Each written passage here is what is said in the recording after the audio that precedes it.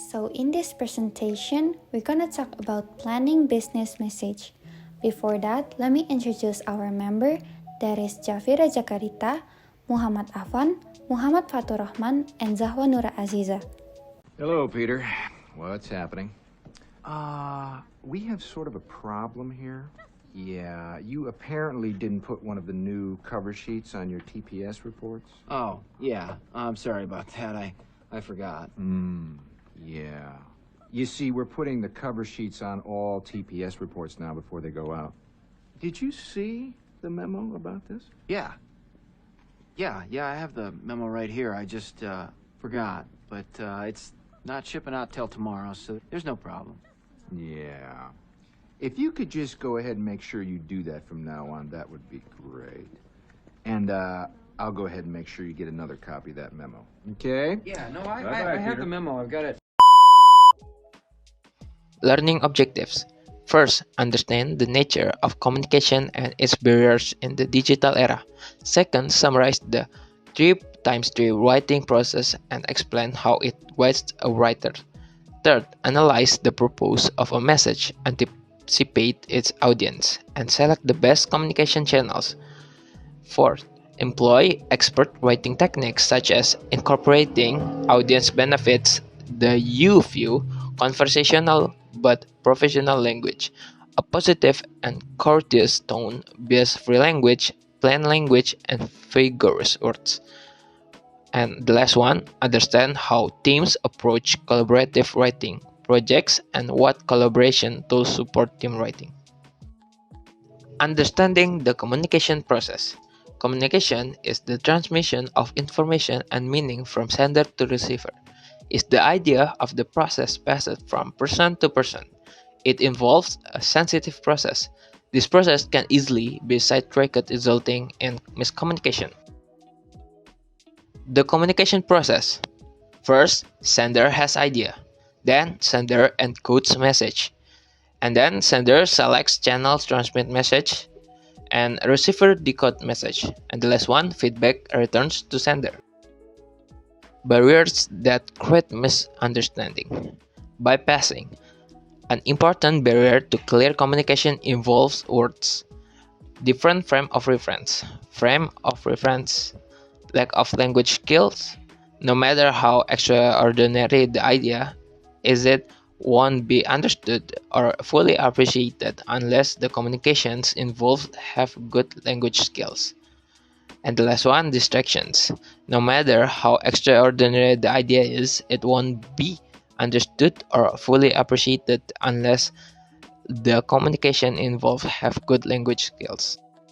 Seeing the 3x3 writing process as a guide.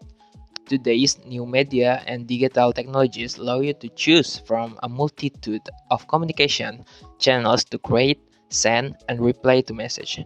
However, most communication revolves around writing, whether you are preparing a message that will be sent digitally, orally, or in print.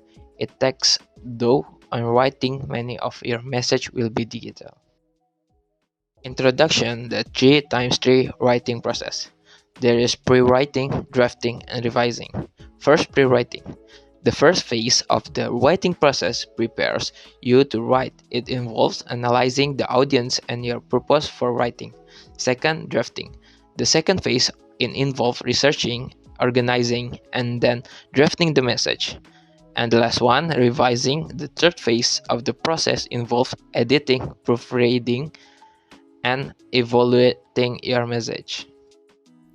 Analyzing and anticipating the audience. Determining your purpose. Your responses will determine how you organize and present your information. The primary purpose for sending business messages are typically to inform and to pursue. The secondary purpose is to promote goodwill. Anticipating and profiling the audience. Posting brief personal message at microblogging sites such as Facebook, Twitter, and Tumblr should make you think about who will read the message. One of the most important writing tips you can take away is remembering that every message you write should begin with the notion that your audience is thinking. Morning, Anna. Hello. Let me guess. Paul just spoke to you about your email. How do you know? You copied me in, remember? I just read it, or tried to. But what's the problem? Other people write like that. No, maybe some people write text messages like that in an SMS message on their phones, but that is completely the wrong style for an email to a client. Comparing rich and lean communication channels from the richest to the leanest. That is, face-to-face conversation, telephone, video chat, email, texting, letter, memo, blog, report, and wiki. Using expert writing techniques to adapt to your audience. Adaptation is the process of creating a message that suits the audience. Skilled communicators employ a number of expert writing techniques. Applying expert writing techniques to improve an email message. Here the example of the wrong message. The first paragraph focuses on sender rather than presenting ideas with audience benefit. The second, use unfamiliar words. The third, present ideas negatively. And the fourth, doesn't use plain or English conversational tone. So, here's the example of the correct message. The first paragraph opens with you view and audience benefit. The second, presses option in bulleted list with you view highlighting benefits. And the third, repeats audience benefits with conversational tone and familiar words.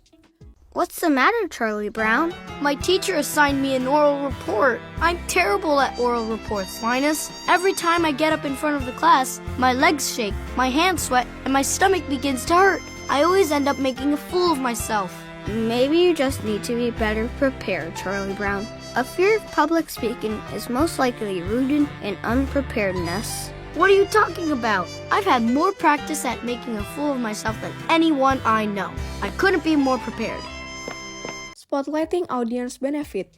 In describing effective writing, Ben Franklin observed, to be good it ought to have a tendency to benefit the reader. Always stress the benefit to the audience of whatever it is you are trying to get them to do. If you can show them how you are going to save them frustration or help them meet their goals, you have the making of a powerful message. Adapting your message to the receiver's need means putting yourself in that person's shoes. So here the example of sender focus. We are proud to announce our new real-time virus scanner that we think is the best on the market. And from audience focus, now you can be sure that all your computers will be protected with our real-time virus scanner. Next, developing the you view. Notice that many of the previous audience focus messages include the word you.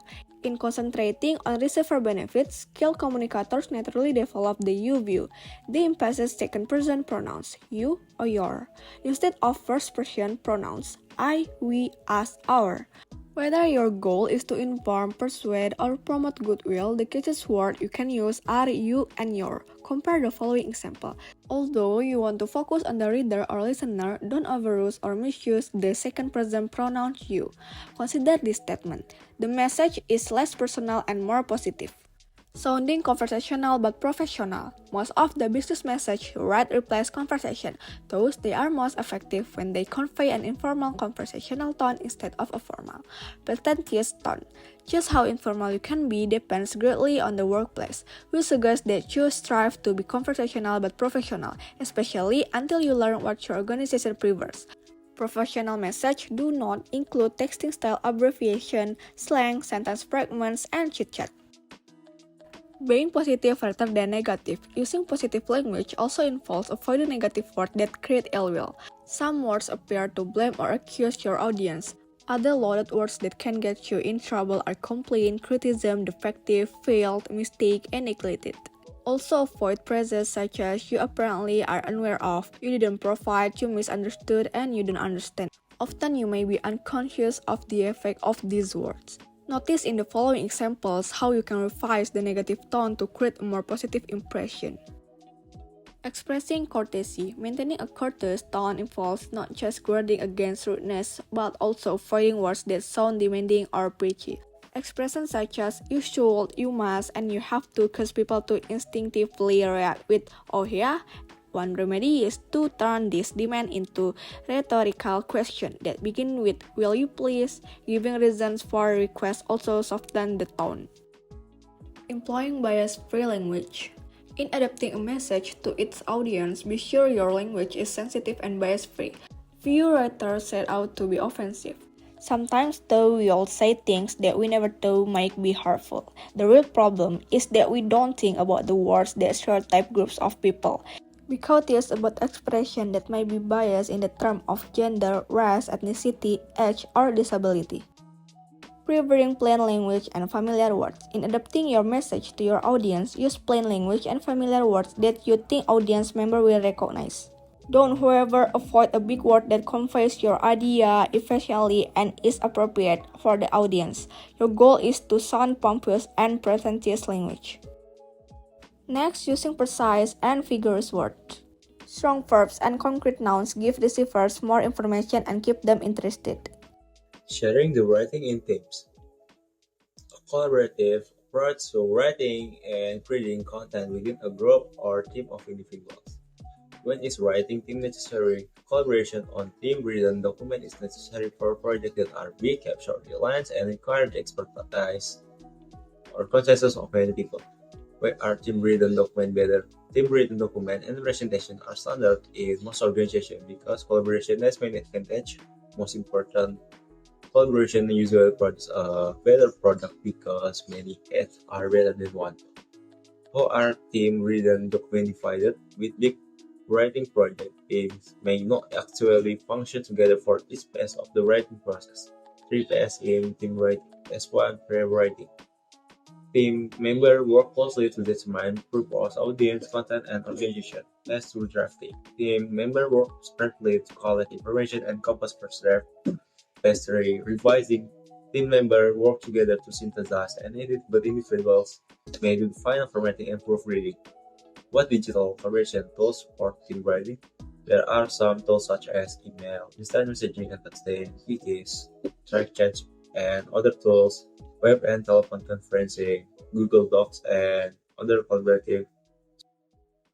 How to edit team writing without making enemies because no one likes to be criticized. Make your statement specific, constructive, and helpful. Study case. Resume writing error. According to Nolan Church, the CEO of Continuum and former talent acquisition professional at Google, a significant issue often observed in applicants' resume is excessive verbosity without substantial content. Church suggests that if an applicant cannot consistently convey their career achievement, it may indicate a potential difficulty in straightforward workplace communication. To address this, he advised applicants to seek input from others before submitting their resume to the company. This presentation that is effective communication involves stages like idea generation, encoding, decoding, and feedback. Understanding your audience using expert writing techniques and maintaining a positive tone are crucial. Team-based writing benefit with collaboration with 3 P's that is pre-writing, drafting, and receiving. Digital tools like email and wikis facilitated teamwork when editing over specific constructive feedback respectfully. So that's all for our presentation. Thank you for watching.